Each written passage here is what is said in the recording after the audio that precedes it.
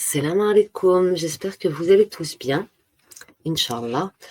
Comme nous sommes vendredi, je vais vous lire la sourate La Caverne, donc toujours du Saint-Coran dans la traduction du sens de ces versets en français, puisque c'est ma langue maternelle.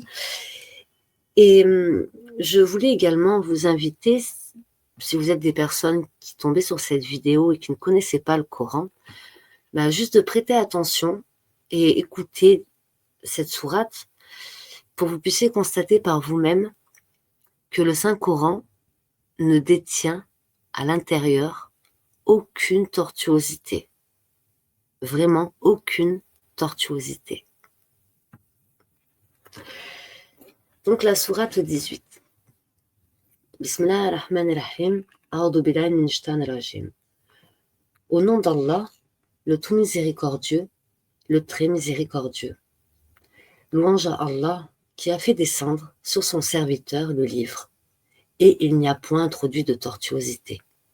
Un livre d'une parfaite droiture, pour avertir d'une sévère punition venant de sa part et pour annoncer aux croyants qui font de bonnes œuvres qu'il y aura pour eux une belle récompense, où ils demeureront éternellement, et pour avertir ceux qui disent Allah s'est attribué un enfant, que ni eux ni leurs ancêtres n'en savent rien.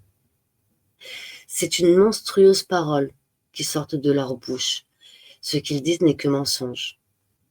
Tu vas peut-être te consumer de chagrin parce qu'ils se détournent de toi et ne croient pas en ce discours. Nous avons placé ce qu'il y a sur la terre pour l'embellir, afin d'éprouver qui d'entre eux sont les meilleurs dans les actions. Puis, nous allons sûrement transformer sa surface en un sol aride. Penses-tu que les gens de la caverne et d'Arakim ont constitué une chose extraordinaire d'entre nos prodiges? Quand les jeunes gens se furent réfugiés dans la caverne, ils dirent: Ô notre Seigneur, donne-nous de ta part une miséricorde et assure-nous de la droiture dans tout ce qui nous concerne. Alors, nous avons assourdi leurs oreilles dans la caverne pendant de nombreuses années. Ensuite, nous les avons ressuscités afin de savoir lequel des deux groupes saurait le mieux calculer la durée exacte de leur séjour. Nous allons te raconter leur récit en toute vérité. Ce sont des jeunes gens qui croyaient en leur Seigneur, et nous leur avons accordé les plus grands moyens de se diriger dans la bonne voie. Nous avons fortifié leur cœur lorsqu'ils s'étaient levés pour dire: Notre Seigneur est le Seigneur des cieux et de la terre. Jamais nous n'invoquerons de divinité en dehors de lui, sans quoi nous transgresserions dans nos paroles. Voilà que tous nos concitoyens ont adopté en dehors de lui des divinités. Que n'apporte-t-il sur elle une preuve évidente? Quel pire injuste donc que celui qui invente un mensonge contre Allah. Et quand vous vous serez séparés d'eux et de ceux qu'ils adorent en dehors d'Allah, réfugiez-vous donc dans la caverne. Votre Seigneur répandra de sa miséricorde sur vous et disposera pour vous un adoucissement à votre sort.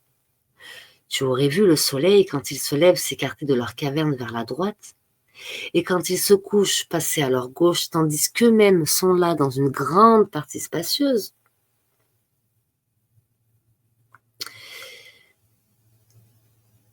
Cela est une des merveilles d'Allah. Celui qu'Allah guide, c'est lui le bien guidé. Et quiconque il égare, tu ne trouveras alors pour lui aucun allié pour le mettre sur la bonne voie. Et tu les aurais crus éveillés alors qu'ils dorment. Et nous les tournons sur le côté droit et sur le côté gauche, tandis que leur chien est à l'entrée, pattes étendues.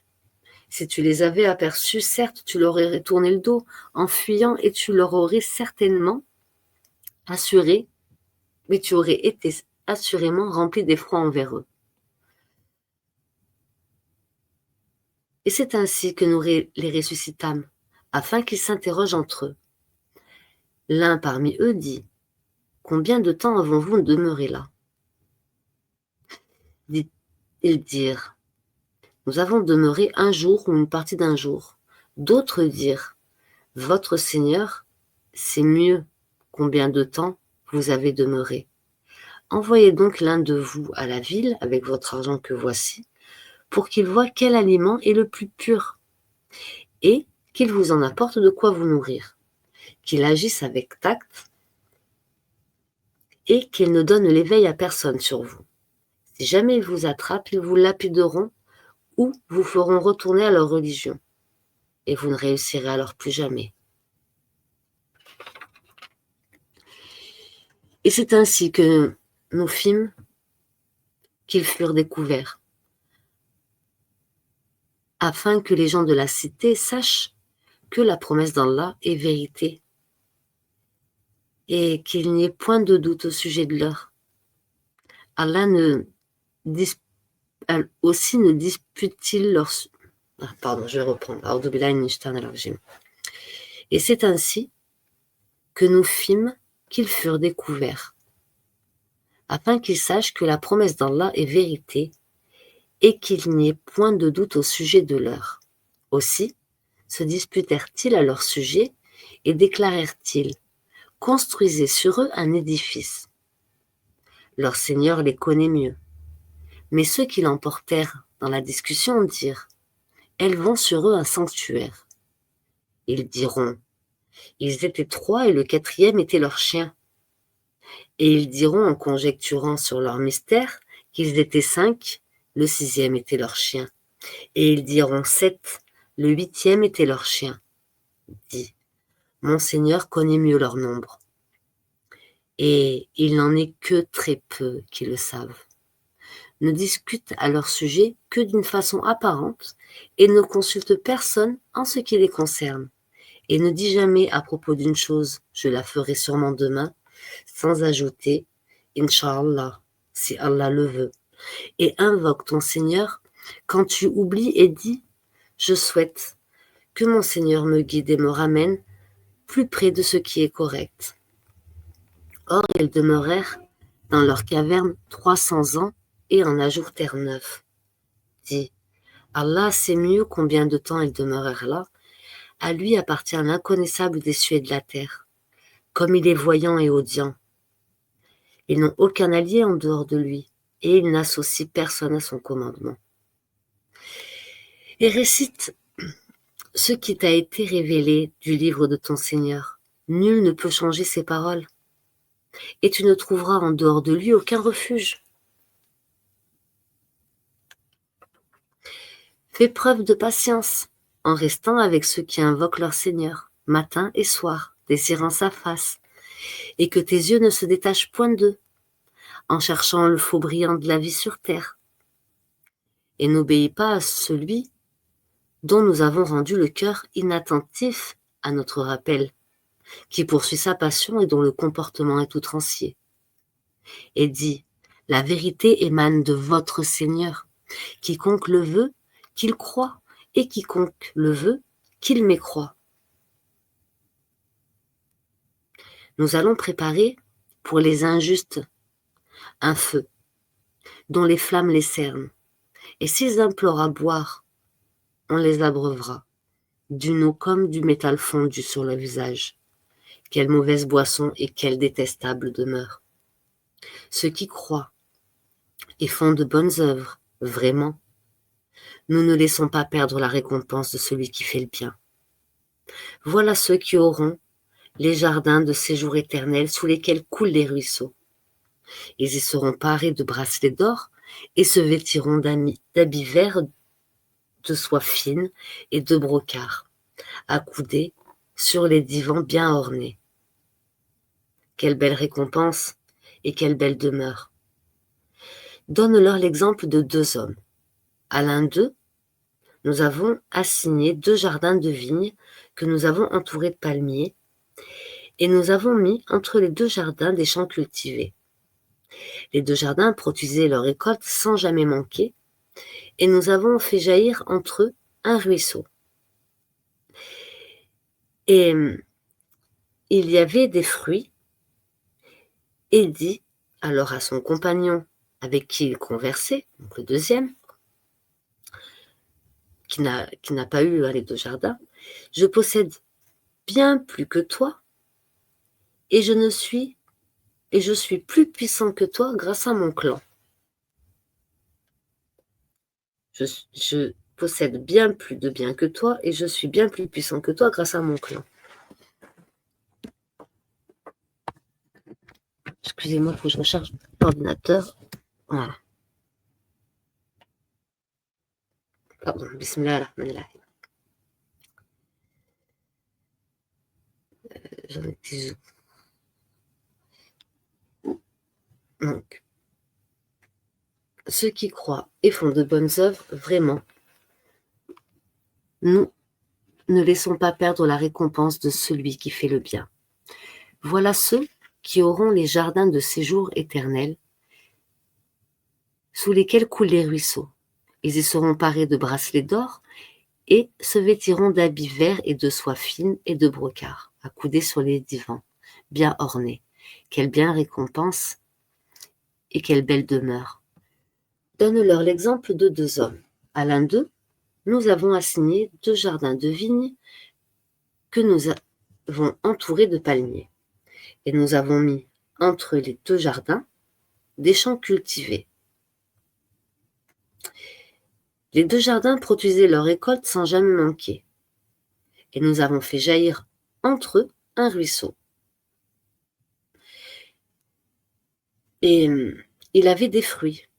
Et dit alors à son compagnon, avec qui il conversait, « Je possède bien plus de biens que toi, et je suis plus puissant que toi grâce à mon clan. » Il entra dans son jardin, coupable envers lui-même de sa mécréance. Il dit, « Je ne pense pas que celui-ci puisse jamais périr, et je ne pense pas que l'heure viendra. Et si on me ramène vers mon Seigneur, je trouverai certes meilleur lieu de retour que son jardin. » Son compagnon lui dit, tout en conversant avec lui, « Serais-tu mécréant envers celui qui t'a créé de terre, puis de sperme, et enfin t'a façonné en homme? Quant à moi, c'est Allah qui est mon Seigneur, et je n'associe personne à mon Seigneur. En entrant dans ton jardin, que ne dis-tu? Telle est la volonté d'Allah. Il n'y a de puissance que par Allah. Si tu me vois moins pourvu que toi, en bien et en enfant, il se peut que mon Seigneur bientôt me donne quelque chose de meilleur que ton jardin, qu'il envoie sur ce dernier du ciel quelque calamité, et que son sol devienne glissant, ou que son eau tarisse, de sorte que tu ne puisses plus la retrouver. » Et sa récolte fut détruite. Et il se mit alors à se tordre les 2 mains, à cause de ce qu'il y avait dépensé, cependant que les treilles étaient complètement ravagées. Et il disait, « Que je souhaite n'avoir associé personne à mon Seigneur. » Il n'eut aucun groupe de gens pour le secourir contre la punition d'Allah, et il ne put se secourir lui-même. En l'occurrence, la souveraine protection appartient à Allah, le vrai. Il l'accorde la meilleure récompense et le meilleur résultat, et propose-leur l'exemple de la vie ici-bas. Elle est semblable à une eau que nous faisons descendre du ciel. La végétation de la terre se mélange à elle. Puis elle devient de l'herbe desséchée que les vents dispersent. Allah est certes puissant en toutes choses. Les biens et les enfants sont l'ornement de la vie de ce monde. Cependant, les bonnes œuvres qui persistent ont auprès de ton Seigneur une meilleure récompense et une belle espérance. Le jour où nous ferons marcher les montagnes et où tu verras la terre nivelée comme une plaine,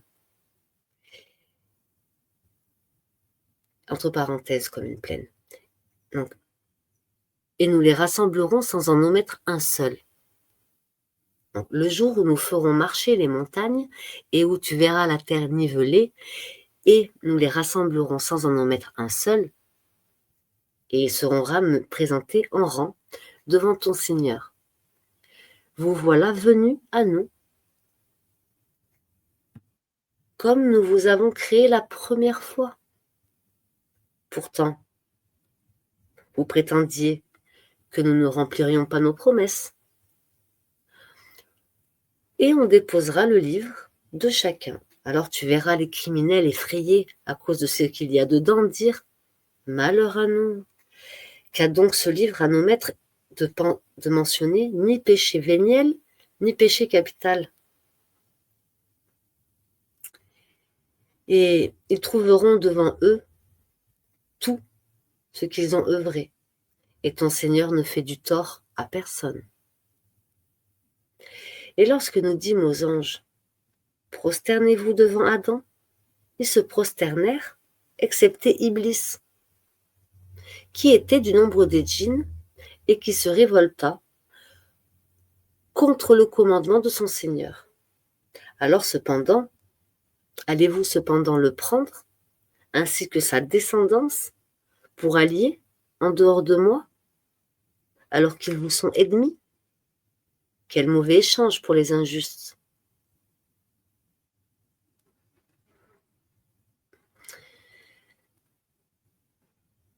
Et lorsque nous dîmes aux anges, prosternez-vous devant Adam, ils se prosternèrent, excepté Iblis, qui était du nombre des djinns et qui se révolta contre le commandement de son Seigneur. Allez-vous cependant le prendre, ainsi que sa descendance, pour allier en dehors de moi, alors qu'ils vous sont ennemis? Quel mauvais échange pour les injustes!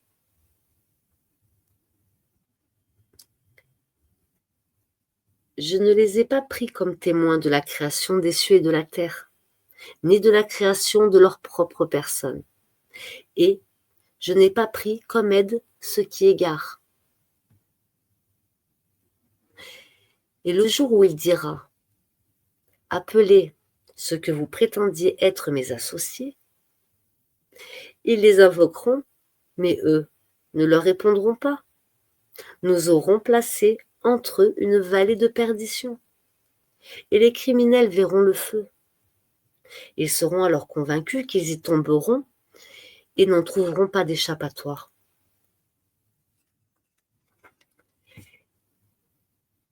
Et assurément, nous avons déployé pour les gens dans ce Coran toutes sortes d'exemples. L'homme, cependant, est de tous les êtres le plus grand disputeur. Qu'est-ce qui a donc empêché les gens de croire lorsque le guide leur est venu, ainsi que de demander pardon à leur Seigneur, si ce n'est qu'ils veulent subir le sort des anciens, ou se trouver face à face avec le châtiment. Et nous n'envoyons de messagers que pour annoncer la bonne nouvelle et avertir. Et ceux qui ont mécru disputent avec de faux arguments, afin d'infirmer la vérité et prennent en raillerie mes versets, ainsi que ce châtiment dont on les a avertis. Quel pire injuste que celui à qui on a rappelé les versets de son Seigneur et qui en détourna le dos en oubliant ce que ses deux mains ont commis. Nous avons placé des voiles dans leur cœur, de sorte qu'ils ne comprennent pas le Coran, et mis une lourdeur dans leurs oreilles. Mais si tu les appelles vers la bonne voie, jamais ils ne pourront donc se guider. Et ton Seigneur est le pardonneur, le détenteur de la miséricorde. S'ils s'en prenaient à eux pour ce qu'ils sont acquis, il leur hâterait certes le châtiment. Mais il y a pour eux un terme fixé, contre lequel ils ne trouveront aucun refuge. Et voilà les villes que nous avons fait périr quand les peuples commirent des injustices. Et nous avons fixé un rendez-vous pour leur destruction. Rappelle-toi quand Moïse dit à son valet: « Je n'arrêterai pas avant d'avoir atteint le confluent des deux mers. » Dussé-je marcher de longues années? Puis, lorsque tous deux eurent atteint le confluent, ils oublièrent leur poisson, qui prit alors librement le chemin dans la mer. Puis lorsque tous deux eurent dépassé cet endroit, il dit à son valet: « Apporte-nous notre déjeuner. Nous avons rencontré de la fatigue dans notre présent voyage. » Le valet lui dit: « Quand nous avons pris refuge auprès du rocher, vois-tu, j'ai oublié le poisson. Le diable seul m'a fait oublier de te le rappeler, et il a curieusement pris son chemin dans la mer. » Moïse lui dit: « Voilà ce que nous cherchions. » Puis ils retournèrent sur leurs pas, suivant leurs traces. Ils trouvèrent l'un de nos serviteurs à qui nous avions donné une grâce de notre part et à qui nous avions enseigné une science émanant de nous. Moïse lui dit: « Puis-je te suivre à la condition que tu m'apprennes de ce qu'on t'a appris concernant la bonne direction? » L'autre dit: « Vraiment? Tu ne pourras jamais être patient avec moi. Comment endurerais-tu sur des choses que tu n'embrasses pas par ta connaissance? » Moïse lui dit: « Si Allah veut, tu me trouveras patient et je désobéirai à aucun de tes ordres. Si tu me suis, ne m'interroge sur rien tant que je ne t'en aurai pas fait mention. » Alors les deux partirent. Et après qu'ils furent montés sur un bateau, l'homme y fit une brèche. Moïse lui dit: « Est-ce pour noyer les occupants que tu l'as ébréché?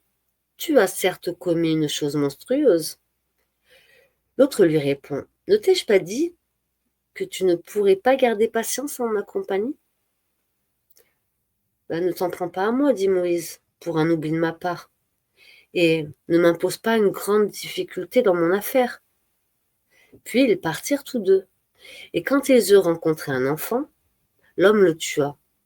Alors Moïse lui dit: « As-tu tué un être innocent qui n'a tué personne? Tu as commis certes une chose affreuse. »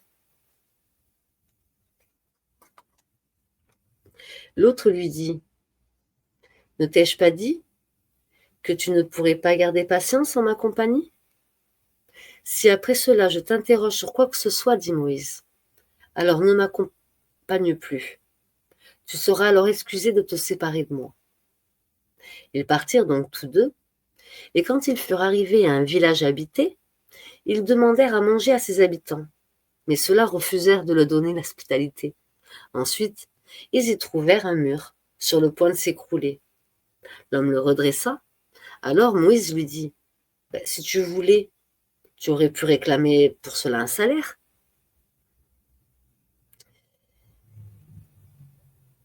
Donc l'homme lui dit: « Ceci marque la séparation entre toi et moi, dit l'homme. Je vais t'apprendre l'interprétation de ce que tu n'as pas supporté avec patience. Pour ce qui est du bateau, il appartenait à des pauvres gens qui travaillaient en mer. Je voulais donc le rendre défectueux, car il y avait derrière eux un roi qui saisissait de force tout bateau. Quant au garçon, son père et mère étaient des croyants. Nous avons craint qu'il ne leur imposât la rébellion et la mécréance. Nous avons donc voulu que leur Seigneur leur accordât en échange un autre plus pur et plus affectueux. Et quant au mur, il appartient à 2 garçons orphelins de la ville. Et il y avait dessous un trésor à eux. Et leur père était un homme vertueux. Ton Seigneur a donc voulu que tous deux atteignent leur maturité et qu'ils l'extraient eux-mêmes leur trésor. Par une miséricorde de ton Seigneur. Je ne l'ai d'ailleurs pas fait de mon propre chef. Voilà l'interprétation de ce que tu n'as pas enduré avec patience. et il t'interroge sur Dhul Corneille. Dit, je vais vous en citer quelques faits mémorables. Vraiment, nous avons affermi sa puissance sur terre et nous lui avons donné libre voie à toute chose. Il suffit donc qu'une voie. Et quand il eut atteint le couchant, il trouva que le soleil se couchait dans une source boueuse.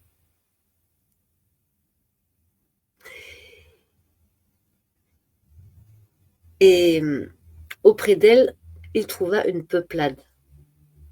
Nous dîmes, oh, Dhul Corneyn, ou tu les châties, ou tu uses de bienveillance à leur égard.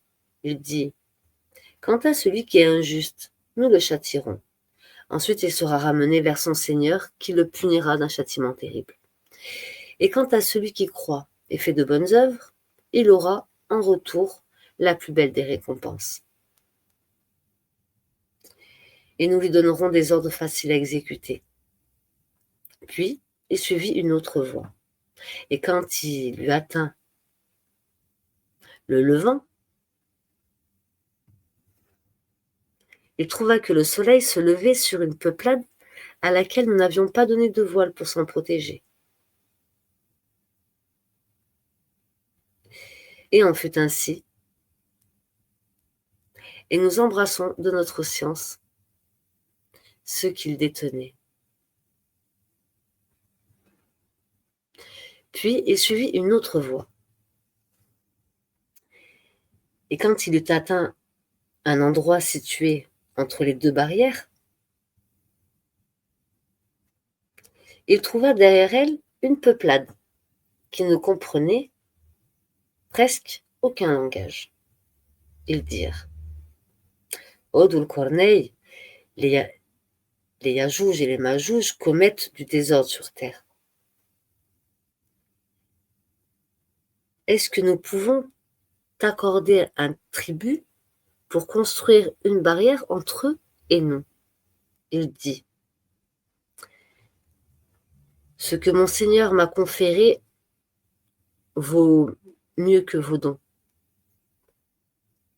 Aidez-moi donc, avec votre force, et je construirai un remblai entre vous et eux. Apportez-moi des blocs de fer. Puis, lorsqu'ils ont eu comblé l'espace entre les deux montagnes, il dit, soufflez. Puis, lorsqu'il eut rendu une fournaise,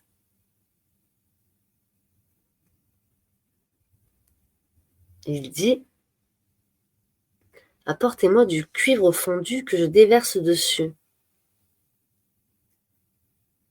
Ainsi, ils ne purent guère l'escalader ni l'ébrécher non plus.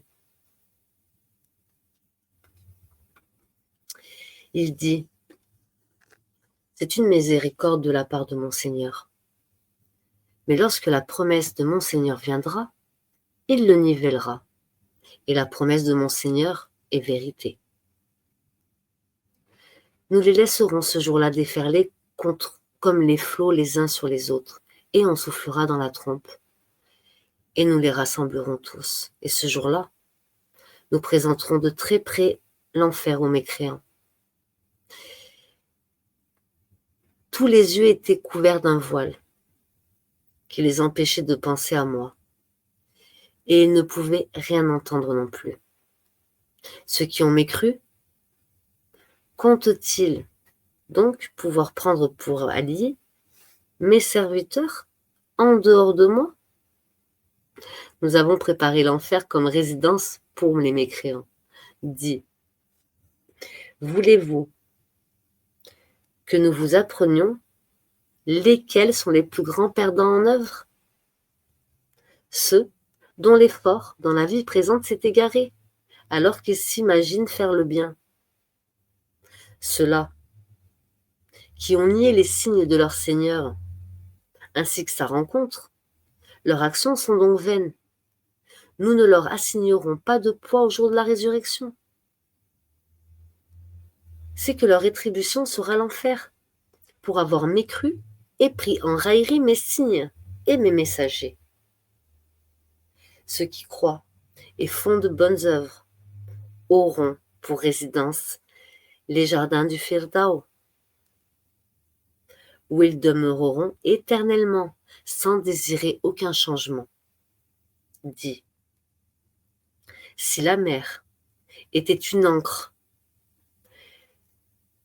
pour écrire les paroles de mon Seigneur, certes, la mer s'épuiserait avant qu'elle ne soit épuisée les paroles de mon Seigneur. Quand même, nous lui apporterions son équivalent comme renfort. Dit, je suis en fait qu'un être humain, comme vous. Il m'a été révélé que votre Dieu est un Dieu unique. Quiconque donc espère rencontrer son Seigneur, qu'il fasse de bonnes actions et qu'il n'associe dans son adoration aucun autre à son Seigneur.